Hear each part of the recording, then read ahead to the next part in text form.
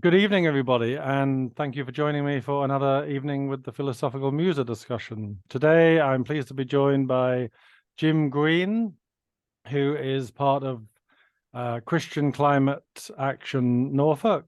Hi, Jim. Thanks for joining. And I'm just going to start by getting Jim to introduce himself, and then we can talk about some of the matters of contention and things that are interesting to Jim and the wider society. So thanks for joining us, Jim. How would you introduce yourself?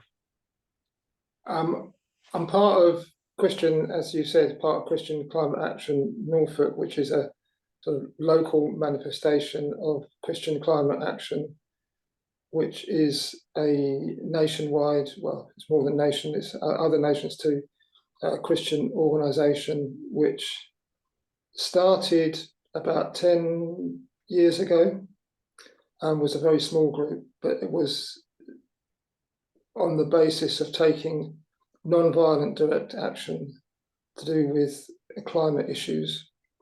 And it's definitely a Christian. It's everything that we do, we try to ground it in prayer and seek to be guided by the Holy Spirit. We've got a leaflet that says we are guided by the Holy Spirit.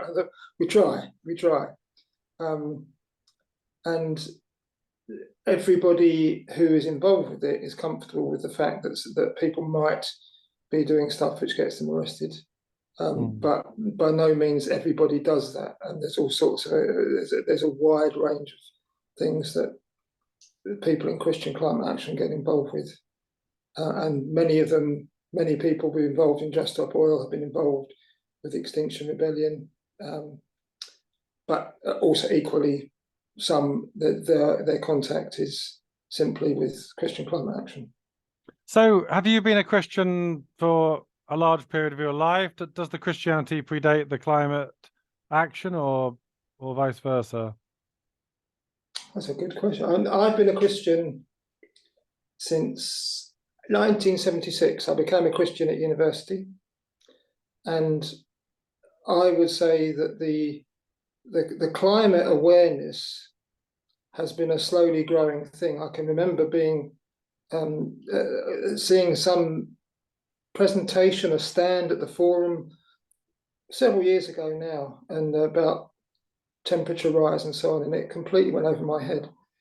And in terms of my involvement, I'm involved with Tearfund. We've supported Tearfund for many years, and Tearfund increasingly was addressing the climate crisis and involved in lobbying about climate. Sue and I visited Uganda in 2017. I was a speaker with Tearfund, and so we visited projects in Uganda, all of which were talking about the present impact of climate. And so that was a growing thing. And through Green Christian and then being introduced to Christian climate action, the principles of the Christian basis of taking non-violent direct action became more to the forefront for me. Yeah, as you say, in the 70s and 80s, I recall that the people who were talking a lot then about the climate and about groups like Greenpeace, and they were a much more peripheral group, as we've seen in the last decade or two. The climate conversations have become more mainstream. The Green Party has grown. It's now got at least one MP, hasn't it? And a lot of seats in councils. Maybe it would have more MPs if it was proportional representation. So yeah, clearly the conversations about the environment have become much more mainstream, and I suppose one of the debates really is about how much of a crisis it is and what is the best way, if any, of solving some of these crises and potential crises. So in terms of your position politically, and in terms of what is happening with, as you mentioned, Extinction Rebellion and Just Stop Oil. So are you now an active member of Just Stop Oil? And is that, because I read recently that Extinction Rebellion, after causing a lot of disruption throughout the cities of the UK, that they'd taken a less hardline approach to disruption, and that they were going to try other tactics to try to get their point across. So is it accurate to say that Just Stop Oil is a kind of offshoot of that, whereby that by and large, Just Stop Oil think that Extinction Rebellion have taken a bit of a back seat on the disruption part? Is that a fair summation, or did that group sort of converge much more organically than that, do you think? Well, I can only respond to that in terms of what I've picked up. I mean, it's not a particular line. There's clearly a lot of overlap between Just Stop Oil and Extinction Rebellion. I know I've been involved in both. Lots of people have been involved in both. I think, I mean, the dialogue between Just Stop Oil and Extinction Rebellion, and the announcement that Extinction Rebellion made was that we quit, and there was a big event in April which was aimed to gather, and it did gather sort of 200 plus different organisations together in London, with the aim of drawing people together who would be turned off by disruptive action, and to build things in that way. I mean, the dialogue between Just Stop Oil and Extinction Rebellion kind of reflects to me the dialogue that there is internally that I have, you know, and I know lots of people have, as to what is the appropriate response. I, for instance, having been involved with Just Stop Oil in the autumn, that didn't mean I was signed up forever to be with Just Stop Oil. You take each thing as it comes and decide upon that basis, what am I going to do? When Extinction Rebellion was just said, let's draw lots of people together in April, I was as involved as I could be with that, because I thought it was a great idea. Because I think if you are taking disruptive action, along the line somewhere, what you're wanting to do is to change the conversation, and you have to draw people together at some point to put forward, this is what we need to do together. So I think that the XR Just Stop Oil conversation mirrors what we all talk about as to what is the most effective way of doing things. So what have you done personally then, in terms of, as you say, non-violent disruption? So could you tell me some of the things that you've personally done on the streets, on the highways, in the cities, whatever, and how how that's gone about? What's happened from your perspective in terms of your actions to disrupt? I think I would. It is termed non-violent direct action, because I think if that is what you're trying to do, that part of the action is disruption, but that's not the point of it. That's only because that seems to be in many ways an effective way of doing things. And I would like to say that last year I did two major things as far as I was concerned. The first major thing was that having had the idea of cycling to COP26 the previous year, but I didn't do it. I had this idea of cycling to the Diocese of the Church of England, who had not yet divested from fossil fuels, were still investing in fossil fuels, taking with me and a friend a letter from Southern African bishops, which detailed the chaos and the mayhem that fossil fuel investment in Africa was having and would have. So, and appealing to government to do something about it. So I took that letter, a friend and I took that letter around 12 dioceses of the Church of England cycling, and at the same time thinking, is this a waste of time? Is this two old blokes indulging themselves in a pleasant pastime of cycling and avoiding the issue? And the answer is nobody knows. And a lot of dioceses of the Church of England have now divested, and several of those we visited have now divested. Not saying it was up to us, but we didn't stop them. And so that was one thing I did. And then, having done that, I took part in the road actions in London in October, which was builders Westminster, going to Westminster and sitting down in roads in support of the demand that the government should stop its fossil fuel expansion, the fossil fuel licenses. Okay, so I think really that leads me to two lines of questioning. I think the first is, and I'm asking this as a kind of representative of the human species, if you like. I'm saying this is the kind of question that all of us should be asking. And you know, I'm not a political person in the sense of party politics, so I don't have any dog in the fight or skin in the game in this sense. I don't have any. I only represent myself, so I've got nobody to swear any particular tribal or political allegiance to. But the first question, of course, is it in fact the right thing or the sensible thing for us to be lobbying or protesting or causing disruption to bring about the end of fossil fuels? Now, related to that question is, you see, I don't object to the idea that fossil fuels are going to be weaned. We're going to wean ourselves off fossil fuels, and they're a messy way of doing business.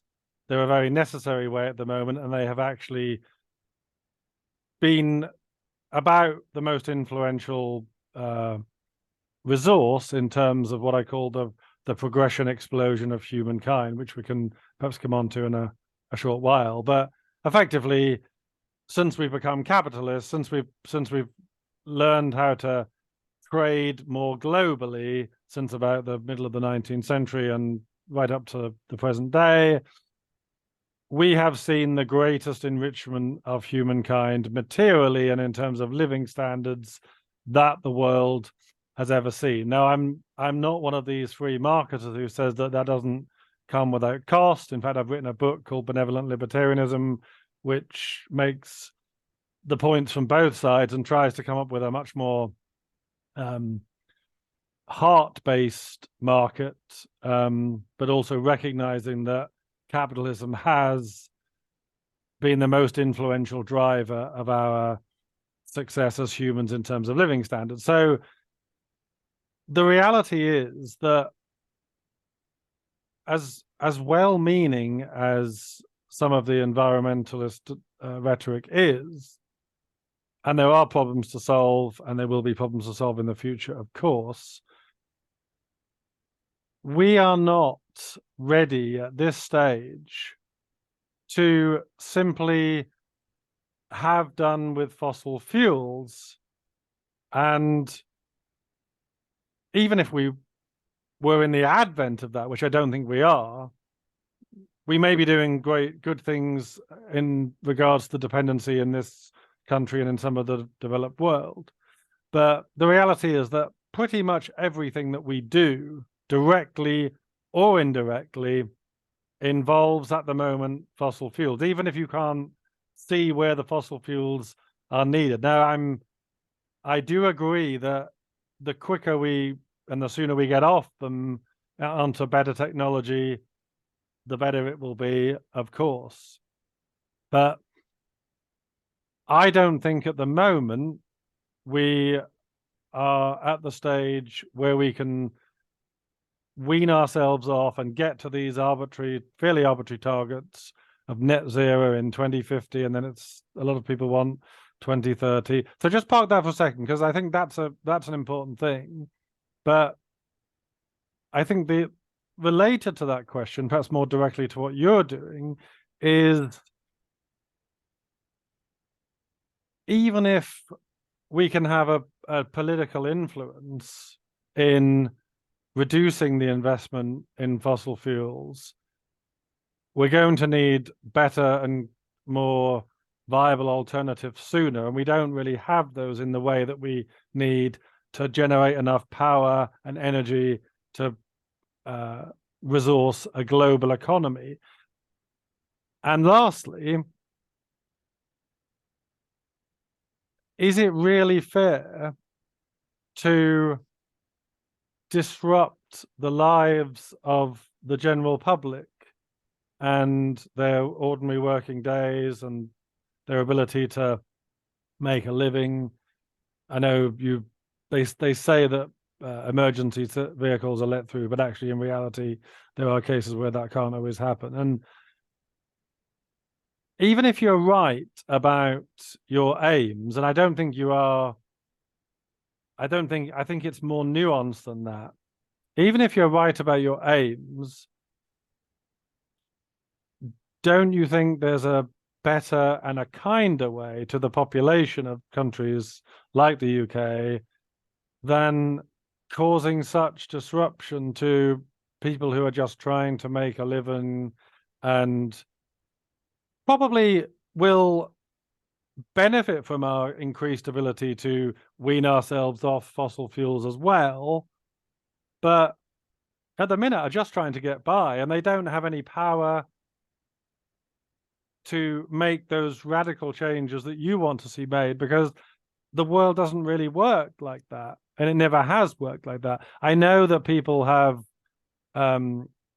caused change in the past by protest and disruption. I know there are anecdotal cases where that's obviously true to some extent, but usually they're not asking for things that are quite so complex as this. And it's a really complex thing to change patterns of human behavior that have evolved gradually over centuries, and certainly decades in the last 150 years, of more sophisticated technology and working together to improve technology and use fewer resources. So I know that's a long question, and there's a lot packed into that, but I don't see that the stuff that you're doing on the streets and causing this disruption is fair enough and kind enough to the people who are the victims of that. What do you think about that? I agree with you that that's a long question. And in terms of the capitalist thing, we can park that aside because it's not in my my skill set to there's a lot of things one could talk about that. If I'm trying to get from you just to try to understand what I think the question is, one is the appropriateness of taking disruptive action, and the other is dealing with the issue of what actually the issue is. And you said that it was a very complex issue, and in one way I totally agree with you that it's a hugely complex issue, and that's why I think it's always been so difficult to deal with it, because there's something else always comes along which is far more urgent, like the pandemic and so on, that deal with that, and then continuously the complexity of climate stuff gets parked because it's always there and difficult to deal with.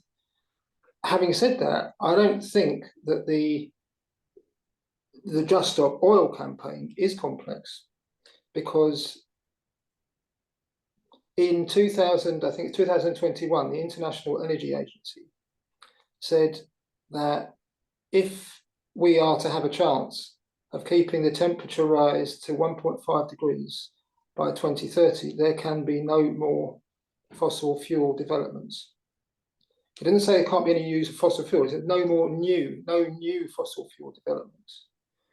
And that is the International Energy Agency, which is not a radical body. It was set up to regulate the energy industry, so it's a fairly conservative body, and saying this is what we need to do. And the Just Stop Oil ask is now is Labour Party policy, it's Green Party policy, it's Liberal Democrat Party policy, which is not to have any more fossil fuel licenses granted, on the basis that there is, I think it's something like 9-10 years fossil fuel supplies we already have, and that any of new oil developments, new fossil fuel developments, for instance, would be on the open market. It wouldn't be anything to do with, or very little to do with, this country's own energy needs. So, and at the same time, asking for investment in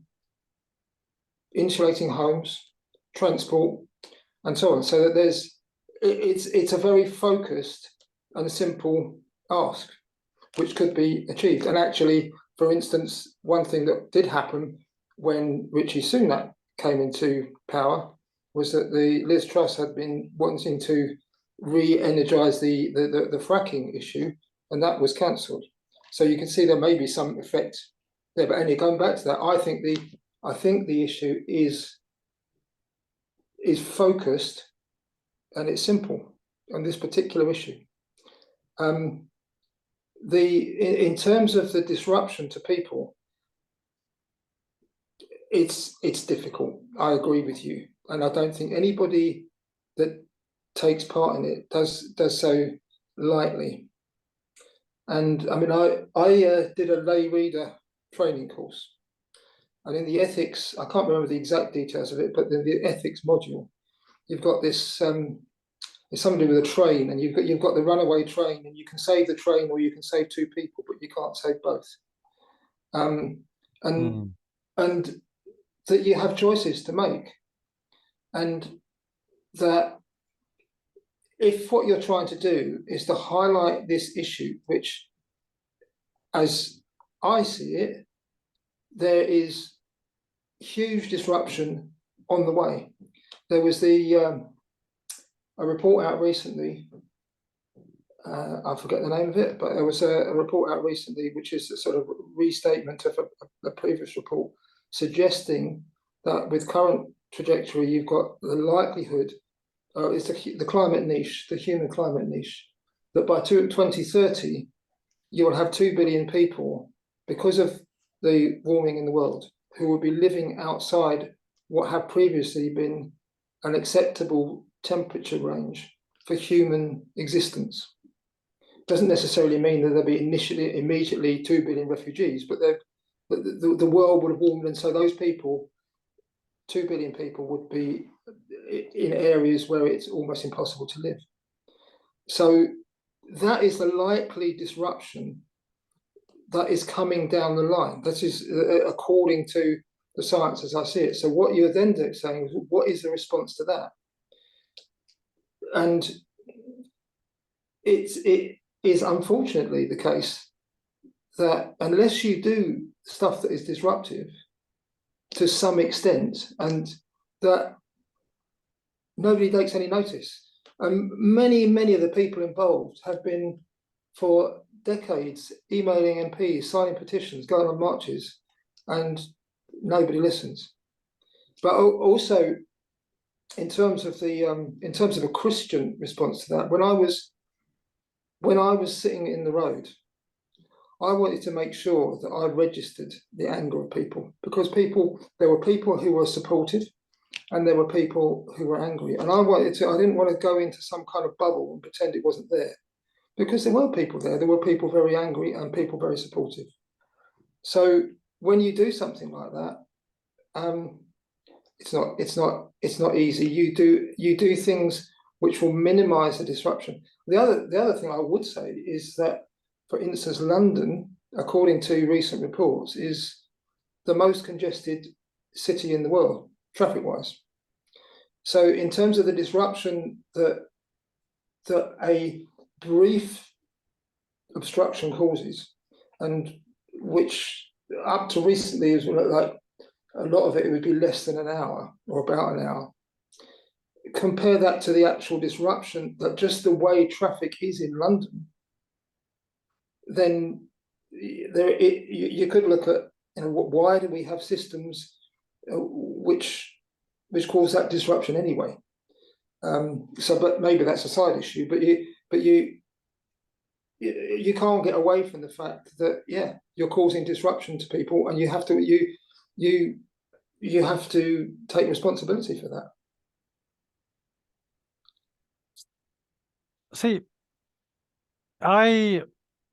when I look at what's going on with the disruption on the highways and the news reports of this, you see, I think to myself, the most important element to this is whether what is being protested and what is being desired is true and correct.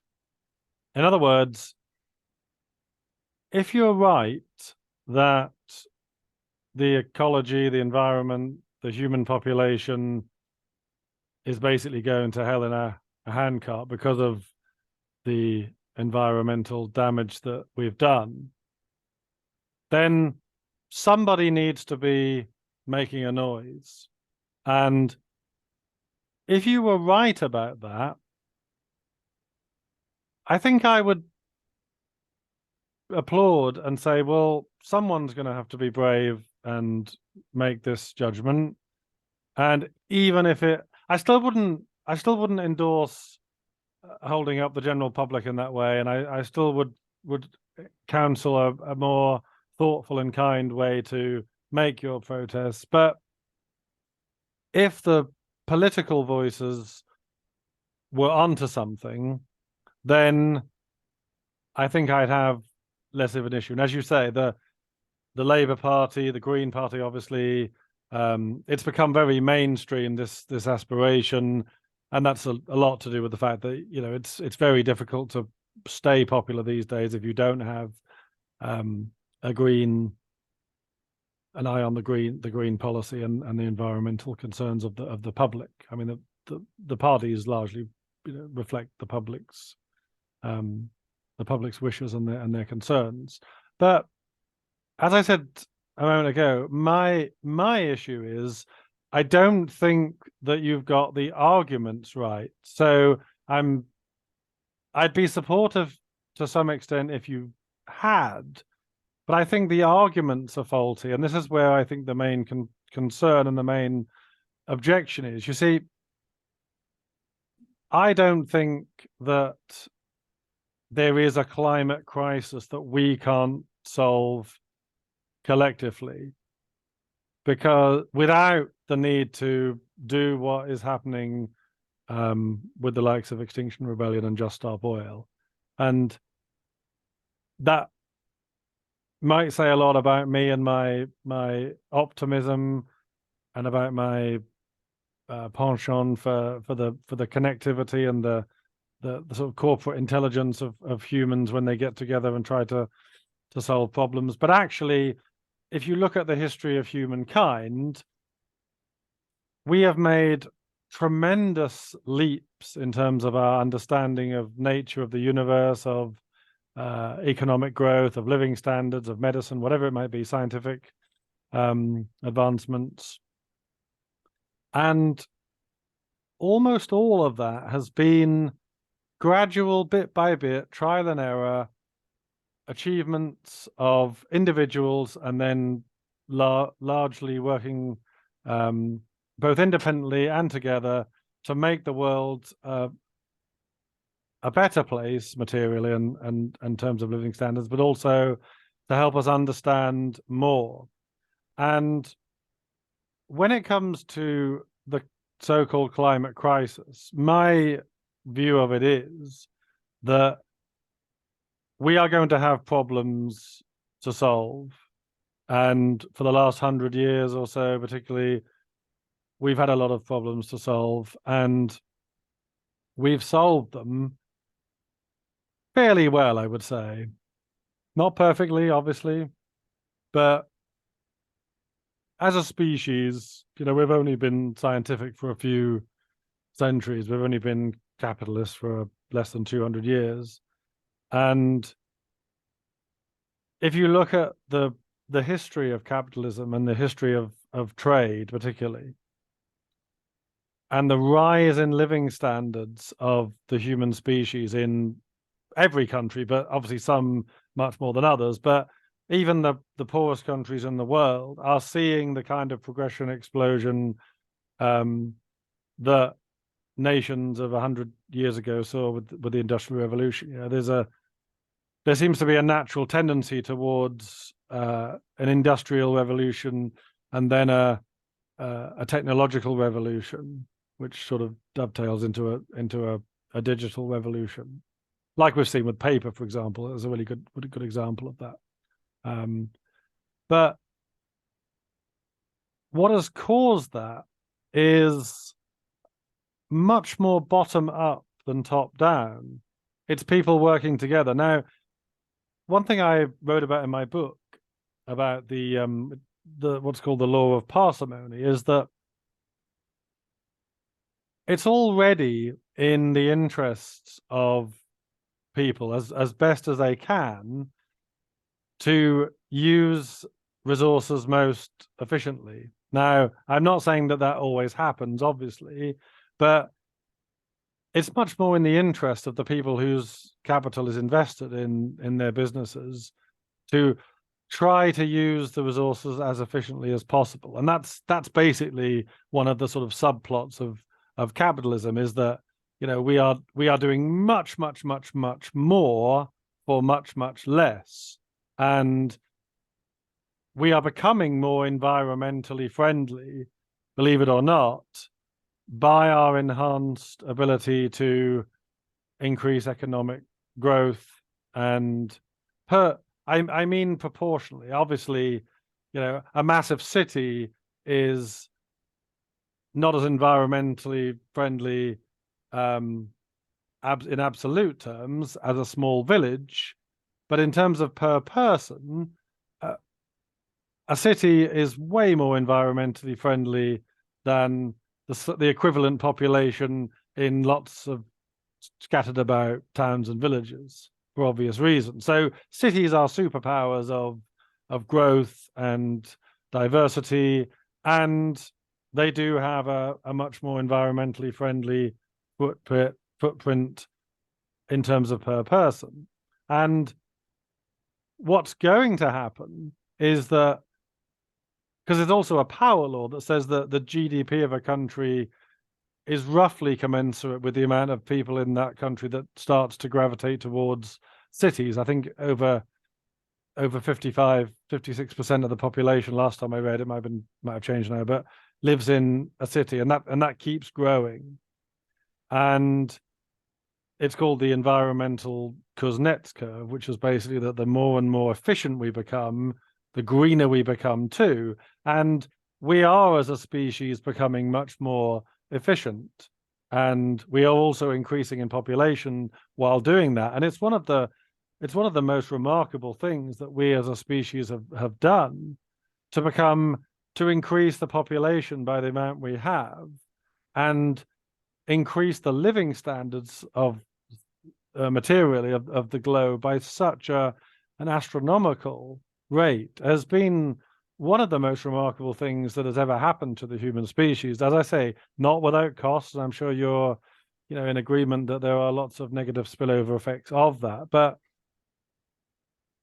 we're still quite young. We're still quite nascent and in our infancy when it comes to working together as a global species, trying to solve these problems. And I'm fairly sure, and we can maybe look back at this video in 10, 15, 20 years, 30 years, whatever, if we're still here, I'm pretty sure that the net zero aspirations are going to collapse. It's not going to be sustainable what's happening. And I think there'll be a real increased tension between Just Stop Oil and the green agenda, and the natural progression of the market, the economic growth of the developing world, and the politicians that are given the responsibility of governing those countries. I think the bubble of net zero is going to burst. I think it's had a good run, but I think give it a few years' time, and I think more and more people will start to see that what I said at the beginning is right, that we're just not going to be able to wean ourselves off fossil fuels that quickly, because they are so valuable to us and have been so valuable in creating so much of this progression explosion. And I think where we are at the moment with Just Stop Oil and Extinction Rebellion is it's the period in which the most dissent is currently happening in those areas. And I think what will happen is the government will create more stringent laws to try and protect the public against that. So I think they're very soft at the moment, and I think you've mentioned that in your experience with the judge. And I do think, as I said, I think we will solve those problems organically, bit by bit, over the next 20, 30 years. So we will have an increasing temperature. And there's no doubt in my mind that humans have played a huge part in that with their industrial revolution. But I just don't think that, I think what you're doing with the disruption is going to be washed out in the flood of human progress that's going to happen quite naturally, or certainly would happen quite naturally. Now, obviously, as we said, it's been quite heavily distorted by the fact that energy prices have shot up a lot in the last few years, particularly, and even the last 15, 20 years, because the green agenda that's become so prominent in politics has increased the cost of energy for, particularly fossil fuels, of course, for everybody, including the poorest people in our world. So in a sense, it's being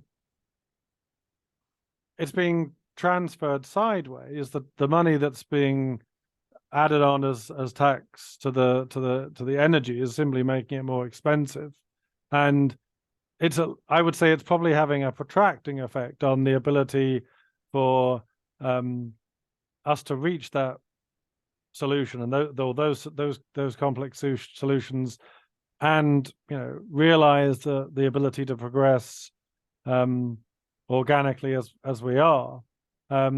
Again, I know that's a very long and complex proposition, but I think where you and I are most at odds is, I don't think that disrupting people's lives like Just Stop Oil is the noble thing to be doing, even though I would have sympathy if I believed in the nature of the climate crisis and the extent of it.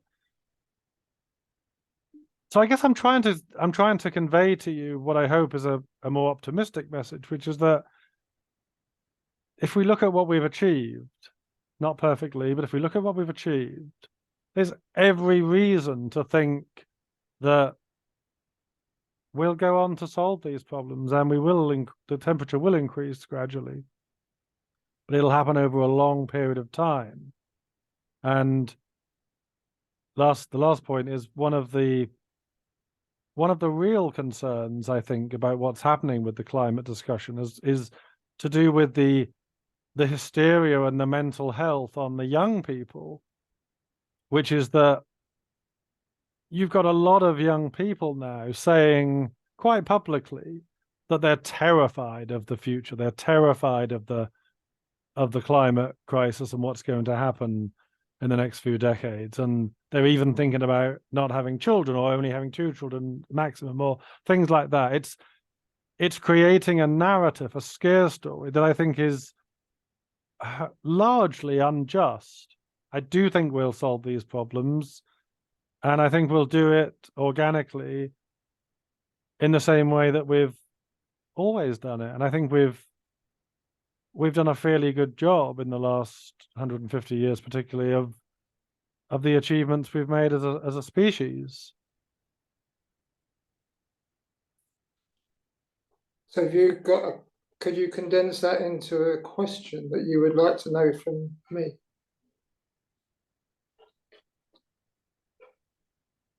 I suppose a condensed question would be, have you, knowing what we know as a species about human history,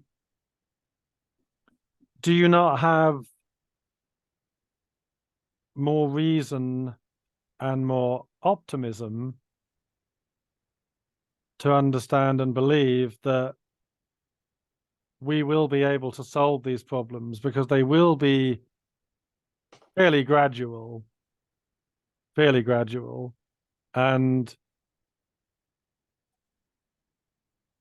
that we can have an optimistic and celebratory attitude about the human endeavor and what we've achieved so far and what we will be able to achieve, because we'll actually be able to achieve a lot more relatively in the next few decades than we have in the previous few hundred decades, because technological progression tends to increase exponentially. So is there no part of you that could see that line of argument as being persuasive? Well, as you have again said, it's a very complex question, and I couldn't possibly respond to all of it. In terms of what you're talking about being optimistic, I think that's a really important question. And being as we started and we were talking about, I mean, part of Christian climate action, it's one of the things that I wouldn't say I struggle with, but it's part of the, if I'm right in looking at the issues which the climate issue is causing, and the what's coming down the line, then how do you square that with a loving God is a really important question. And being optimistic, I don't call it, I'm not sure that being optimistic is what, but squaring with faith in God. And I yeah, there are people who are young people who are terrified.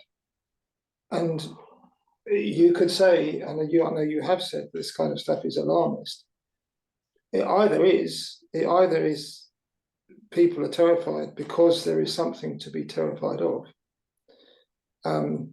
So they're either right, in which case it is up to us to be involved in doing something about it, or they're not, because they're unjustified. Now,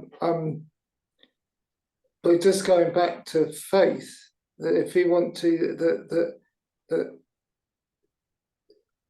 I look at this as trying to love my neighbour as myself, and I think you have a lot of faith.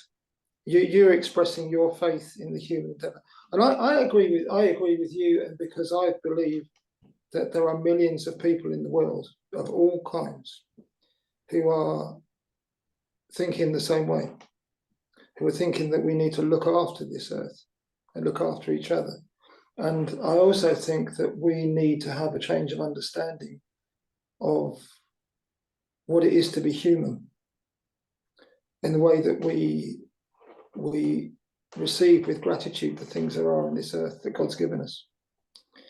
And there's a book that I've read recently by Doug Hines, the Walking Amongst the Ruins, when he's suggesting that what we have to do is perhaps stop talking about climate, because he suggests that climate is a science word and then you get science solutions, and you're suggesting that science will give us all the solutions. Well, that's an article of faith that you have, obviously. Well, but the part of the upstream thing is thinking, what is causing us to live? And like you just have to look at seeing people throw cups into the garbage bin, and you get your disposable cups, and it's kind of way of living that we have got into, which is that there are plenty of places in the world where they don't have that kind of understanding, because and you might call them sort of a slightly more primitive, I don't know what you call them, but that they have a grateful way of living and do not waste things. Whereas we have become a lot of, you just look around and say it's a disposable world. And that kind of, to me, what we need to be looking at is changing a change of consciousness about what it is to be human. And what it is to be Christian, and what it is to live by faith, and not to treat the world as a dustbin to throw things in. So that there is a whole different understanding. Let's see if we can reach a point of convergence there, because absolutely, for all of the ways that that the market and trade have made our society materially better, I absolutely agree that at the heart of society is there's a great big God-shaped hole where this country is the one I know best. It's the one I love the most. And there's no question that when you look at the God-shaped hole in this country and the way that it's been replaced by meaningless pursuits and transitory thrills and consumerism and waste, there's no question, and this is why I talk about this in my book on economics, is that capitalism isn't this panacea that's cured all our ills. It's certainly not. And we really could do with being kinder and better to each other in terms of helping people understand their worth in terms of faith. Absolutely. I don't think my belief that science will help in some of the most important areas of survival and basic living standards is so much a matter of faith. I think it's a rational trust based on how we've seen society evolve over recent millennia, but certainly in the last few hundred years. And it's that principle that the more we do, the more we can do. And I'll explain what I mean by that, because if you look at the year, say, 1560 to 1570, there weren't many people, I should imagine, in 1570 going, gosh, how much better life is since 1560. And they'll make very small incremental improvements. But it's only when things start to become materially much better that they can become vastly better still. And what I mean by the science of this is it's certainly not to suggest that science has a place where God doesn't. Absolutely not. Science is just one lens through which we view reality and through which we engage with each other. But the most important thing for a person is to know God and to have a relationship with our Lord. But in terms of how we can be the best stewards of the planet and how we can be the best global citizens, I think that what the ability to trade has done, it's given people the basics in sort of in Maslow's hierarchy of needs, the most basic fundamentals that we need. I mean, Jesus talks a lot about helping the poor, and he also talks a lot about, as does Paul, about the responsibility that we have as citizens to make the most of our talents, to work, to forge a career, to make a responsible difference to the planet, and that really means primarily to each other first as human beings. So what I'm seeing with the narrative of science and technology and capitalism is that in order to give people the most basic human needs, food, shelter, warmth, clothing, the ability to work and contribute, the ability to trade has been the most influential thing in human history. And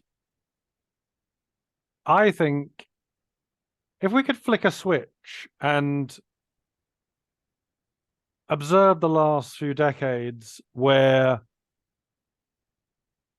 the climate politicization of the climate agenda had never materialized. Just imagine that it for various different alternative realities, that the green agenda became a bit of a marginal idea, and it never made it into the mainstream. And I wrote a blog about this. I think it was called the Amber Revolution, which was to sort of play on words to say that it's conceivably possible that this thing didn't grow like it has. If that had happened, then we would still be increasing our ability to trade, and we would see more and more people lifted out of poverty.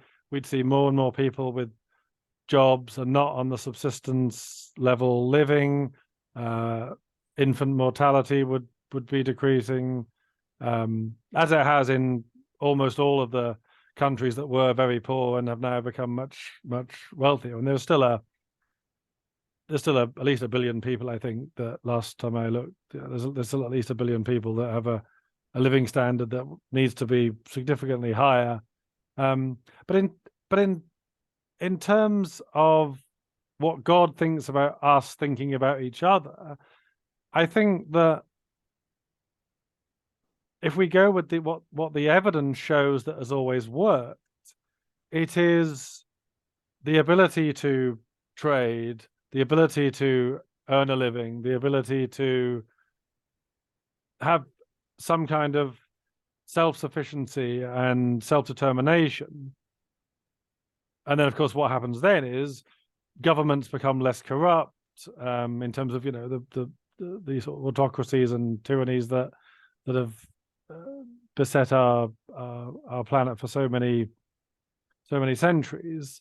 And people have more of a voice, and they have more of a say in their society, and then democracies form, and much better political systems form. And so if you imagine that green agenda never got to the top of the table as it has in so many political discourses, I'm fairly certain that the world would still keep on the upward trajectory of progression.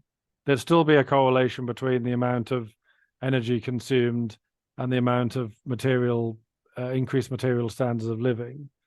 In other words, the best way to look after each other is to help make each other as prosperous as possible. But as you rightly say, we don't want to misuse our prosperity, like I think we have in so many of the Western countries, whereby we become a country of waste, of bad superficial distractions and material acquisitiveness and all of these different things that take us away from God and lead us into territories that are not helpful. And as we see, we've got such a rise in mental health issues and all sorts of things. But I don't think the green part that's been played in all that, of raising the cost of energy for developing nations, which it definitely has done.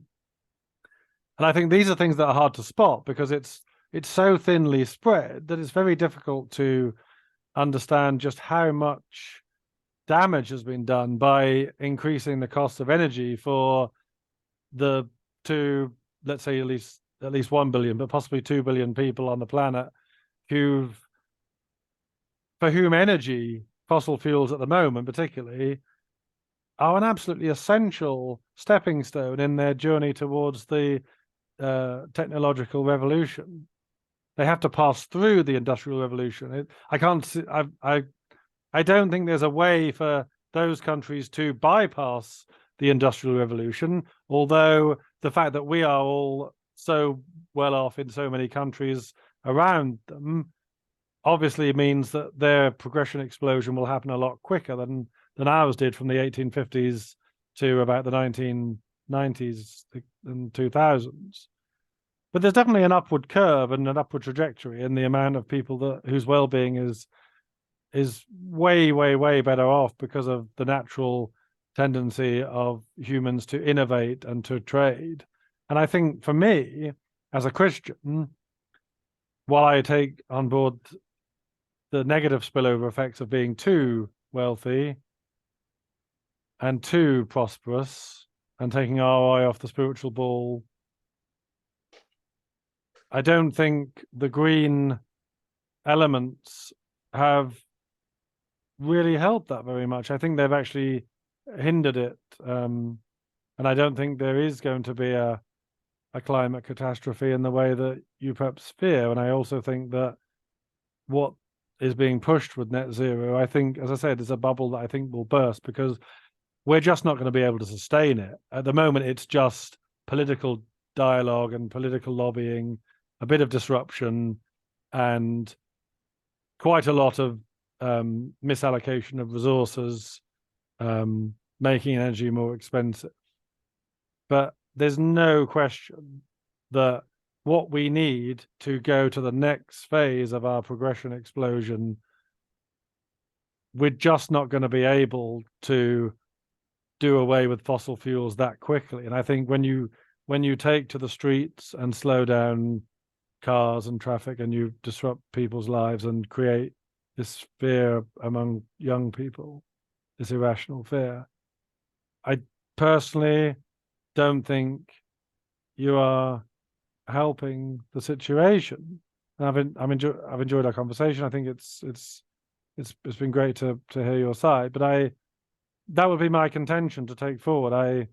I don't think the green agenda is a healthy addition to that in most part, because I think the one thing that we as individuals can do, that there's one thing that we can all do that would make this world a better place in terms of what you'd like to see with the green solution.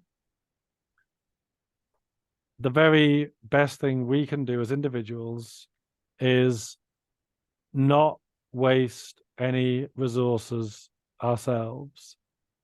Because if we don't waste resources, in other words, if we ensure that in terms of the price system, which is the engine that generates economic growth, if we ensure that the resources are allocated most efficiently, and the way to do that is by the price system to see who values what and by how much, then, and we're kind to each other and we help each other along the way in terms of, donations and giving money to the poor when we can and helping them create their own industries, then I think that is us being about as good as stewards as we can be on this planet.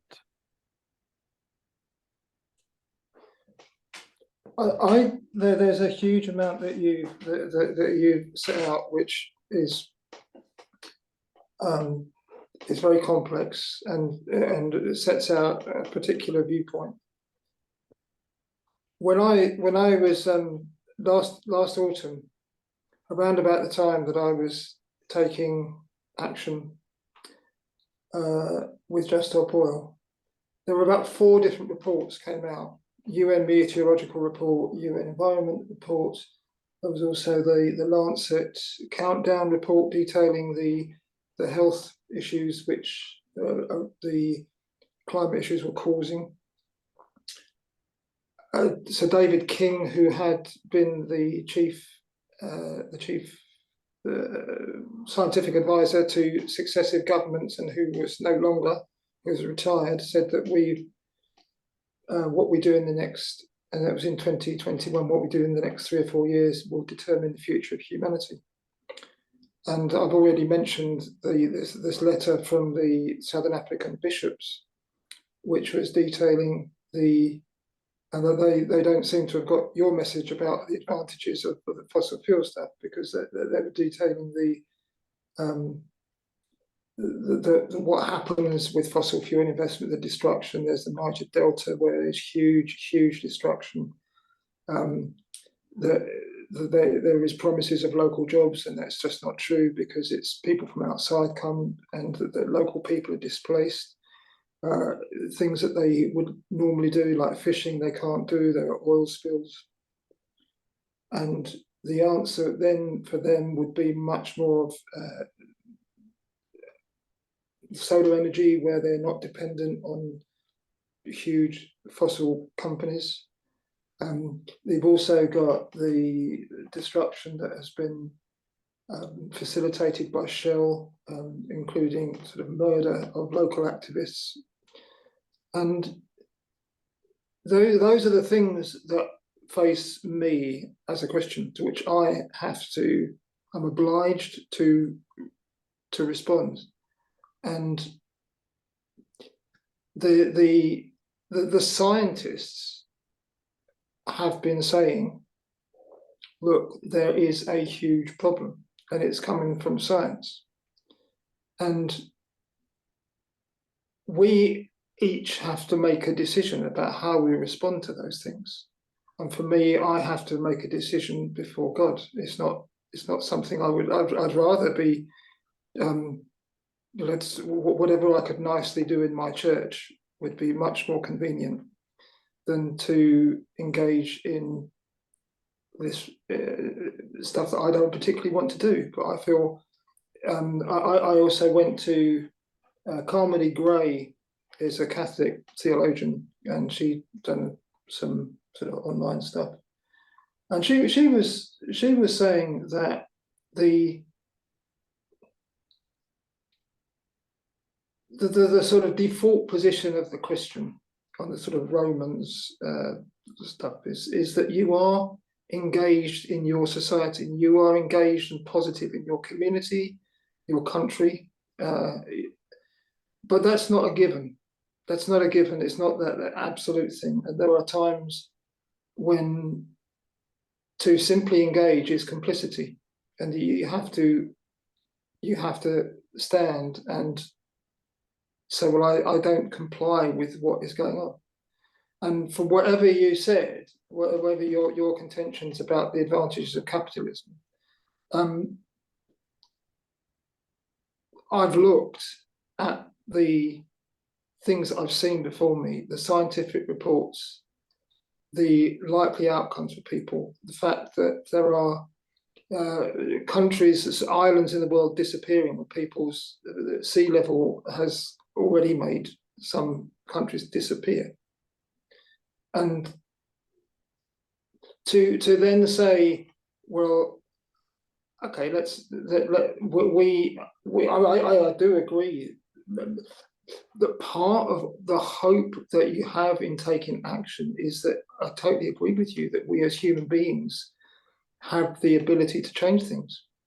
So that's what you're participating. You say, yeah, I think that God has given us this ability, and I have to use whatever I have to take part in that, and to take part alongside other people. I mean, I've also had the amazing feeling of when I've been doing this stuff and I was talking to somebody else saying that's been true for them, that the amazing feeling of the presence of God with you. Now that's a subjective thing, and it could be adrenaline. I don't think it was, but we stand before God, and we have to respond to what we see, and nobody is going to be denying that there have been advantages to science, of course, and that things have been good, that there have been advantages, but then to look at what's happening, to say, okay, that we have to move on to a different phase. It's not because the past was all wrong. There were lots of things about it that obviously very contentious in exploitation and colonialism and so on. But standing before God and looking at the science that is before you, and looking also at the history of Christian activism through the Bible and through the history of Christian community, where the Bible is full of people speaking truth to power, full of it. I mean, to start off with the Hebrew midwives that said to Pharaoh, we're not going to do this. We're not going to kill these babies. They're too vigorous for us. And they lied.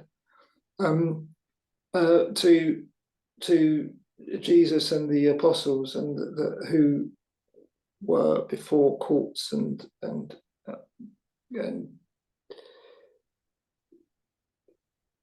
we the part of my loving my neighbor is looking at what I'm being presented with and making a decision about that.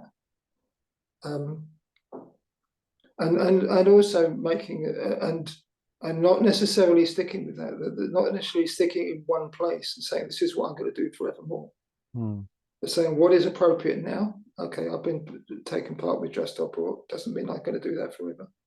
So what does it mean to be a disciple of Jesus? And part of that's right, and part of the discussion and discussions like this is to have dialogue to try to work this stuff out. Whenever I do these discussions and interviews, and I'm never. The reason I freestyle is because I'm genuinely interested in seeing where dialogue goes, because I want it to go to places that I haven't planned, because I think when you have dialogue, I think that's where the world is more interesting, and that's the basis for how we've discovered so much. That's why I don't bring notes and bullet points and formats to these discussions. I mean, you are taking a risk in a sense, because you just explained your position, and it's a strong conviction, and what you're saying is, well, this is what I believe, and I'm prepared to back it up with action. And this is why I say at the beginning, I think the most important thing is whether what you're doing is based on enough truth and enough facts to be the correct side of the argument. I mean, there's no question. I think in terms of if you have a conviction, you believe something's wrong, and you feel like you ought to stand up against it, then I absolutely agree that principle is a strong one, and an admirable one, and a courageous one for humans to have. The issue, I think, with when you talk about the science of what's to come with climate change, the problem with the science is that the subject is much more than a scientific discussion. The subject is actually an economic discussion and a matter of faith too. But when I say economics, I don't mean like finance and necessarily numbers on bank balance and stuff like that. I mean economics in terms of the study of human incentives. And where the science has got it wrong, I think, is the projections about what are going to happen or what might happen. They are projections of future senses of foreboding, but based on current understanding of our adroitness and our competence and our knowledge in the scientific domain. In other words, we're looking forward and saying, whoa, this is going to be bad in 20, 30, 40 years' time. But we're looking at that projection through the lens of what we can currently do. And we have to understand that journey is going to be a dynamical journey, whereby the future technology will enable us to solve problems that we can't even imagine we can solve today. And I think that's why you have to be absolutely sure when you say, I'm going to cause disruption, that that groups like Just Stop Oil are taking in all of the factors into the equation. And I'll give you a good example. So I went to I went to a digital futures center recently.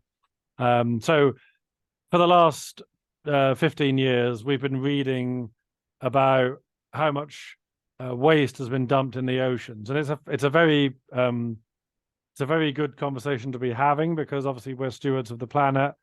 There's also an argument to say, well, actually, there's been a lot of progression made alongside that, and even in some senses because of that, because actually, we reasoned that putting it in the ocean is one of the least bad ways of storing it temporarily, perhaps. But in this digital future technology center, I saw the prototype for a machine that will be able to go out into the ocean and sweep all this stuff up in a matter of hours. Now, we're not there yet, but then if you look at all of the things that we've done to advance the well-being of the species, particularly in terms of medicine and technological developments to do with human well-being, there would have been a lot of questions and a lot of concerns that we would have had in the past, whereby we would say, well, this is a real issue. But yet, with hindsight, we now know that we just had to allow the natural progression to take place, and we quite easily learned how to solve that. And we've done that with aplomb, I think. And as I say, not perfectly, and you're quite right that the increased living standards have produced spillover effects around the world that have been costs to those benefits. There's no question about that.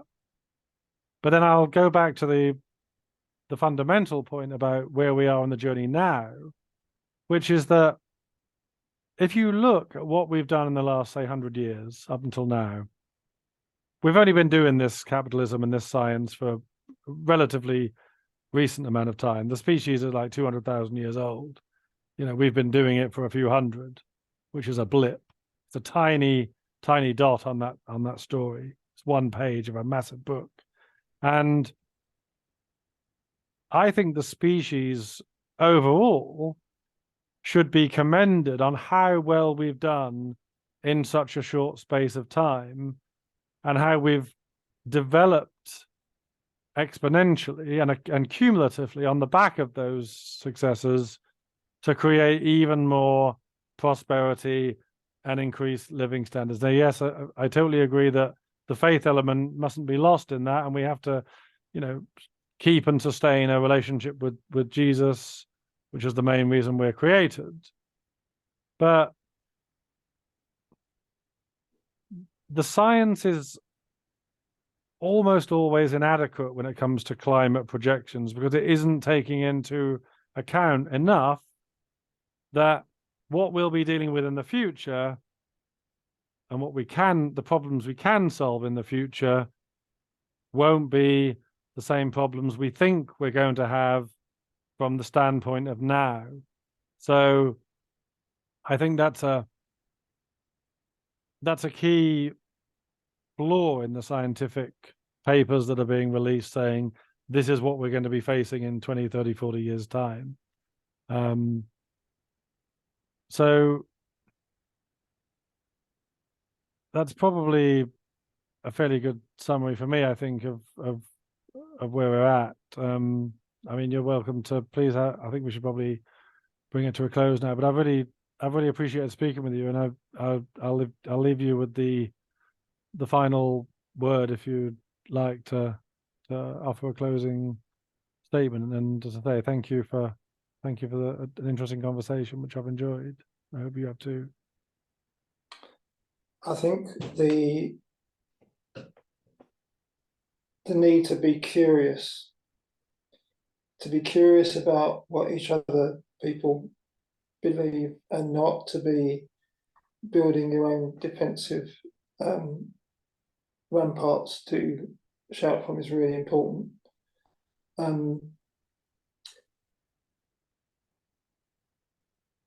And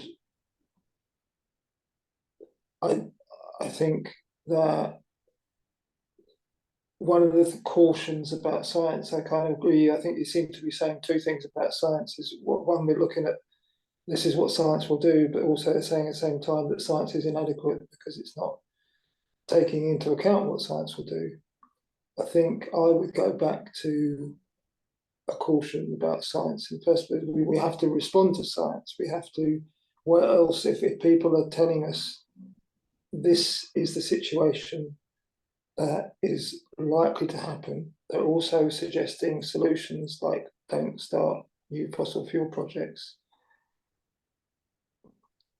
That is a thing one can respond to. But I so deeply believe that we've got to look beyond the science, and because there are many people that think actually climate is a science word, and we've got into we have got into a mess, and partly because of science. You're suggesting that it will all sort itself out, and there's a different point of view that says we've got into a mess because of this. But I think the key thing is how we respond to each other and how we look after this earth and how we are grateful for the earth that we live in, and we don't trash it. There's got to be what we're after, just a gratitude for the beautiful things that God's given us that we want to see preserved. Yeah, I don't know. I'm going to stop waffling because I think I get to. No, that's fine. Yeah, absolutely. Curious. I think we have to be curious about one another. I've been in too many conversations, and I've done it myself, and I hope I've done it today, where you do need to present what you know, because you have to think through what your position is, but that you also have to be constantly open to challenge, to move on to something else and be curious. But